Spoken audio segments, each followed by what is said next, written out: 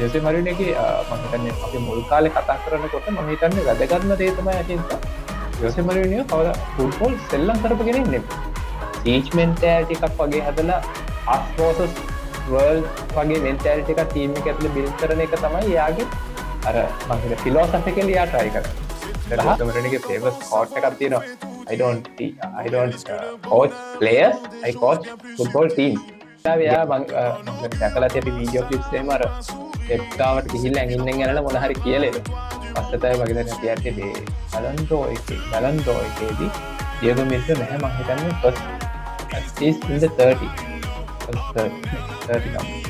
මේ මම හිතන්නේ ගොඩක් ෆුට්බෝල් ෆෑන්ස්ලා පිළිගන්න දෙයක් තමයි ජෝසේ මරිනියෝ හදපු රියල් මැඩ්‍රිඩ් ටීම් එක. මම හිතන්නේ one of the best teams not to being champion. Football ලෝකේ අර හීරෝ සහ විලන් කියලා දෙකකට බෙදලා virtually